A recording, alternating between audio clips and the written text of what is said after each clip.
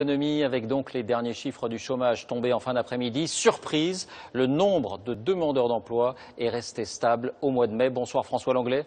Vous nous direz dans un instant s'il faut y voir un signe. Le détail d'abord, Laurent Desbonnets, Jean-Pierre Pasteur.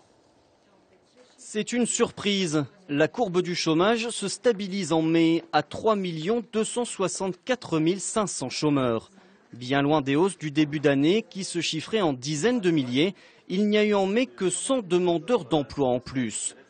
Dans le détail, moins de personnes en fin de CDD frappent à la porte de Pôle emploi, moins 4,9% par rapport au mois précédent, tout comme les licenciements économiques, eux aussi en baisse.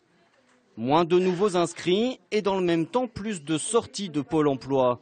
Le nombre de chômeurs qui ont retrouvé un travail est en hausse de 7,5%. Une accalmie qui profite surtout aux jeunes. Le nombre de chômeurs de moins de 25 ans est en légère baisse. Ce résultat, commente le gouvernement, n'est pas encore le retournement attendu, mais un encouragement à poursuivre les efforts en vue de l'inversion durable de la courbe du chômage. Des chiffres à relativiser, car si le chômage n'augmente plus, c'est aussi parce que beaucoup de chômeurs n'ont pas régularisé leur situation auprès de Pôle emploi en mai, près de 20% de plus qu'en avril. Ainsi, 36 400 personnes supplémentaires sont sorties des listes sans pour autant avoir retrouvé un emploi.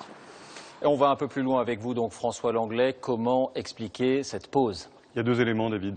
Le premier n'est pas très rassurant, c'est que la moitié des sorties des listes de Pôle emploi ce mois-ci s'explique par des défauts d'actualisation. C'est-à-dire c'est des chômeurs qui n'ont pas renvoyé leur carton.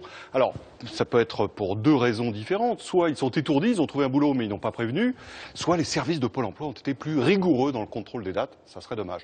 Le deuxième élément, il est plus positif, c'est que le nombre de sorties des listes pour reprise d'emploi déclarée, ça c'est des vrais emplois, eh bien lui il progresse, ça c'est bien. Alors s'agit-il d'un répit ou d'après vous d'une tendance durable ? C'est un répit. Alors vous allez me dire, plusieurs répits consécutifs, ça finira peut-être par faire une tendance. On n'en est pas encore là. C'est vrai quand même qu'il y a plusieurs signes de stabilisation de l'activité économique en France.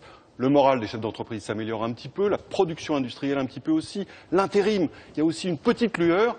Ça a cessé de se détériorer, ça se stabilise à un niveau bas. Et le marché du travail, il est beaucoup plus réactif qu'auparavant. Il enregistre en temps réel les variations de l'activité. Merci François pour cette analyse. Et dans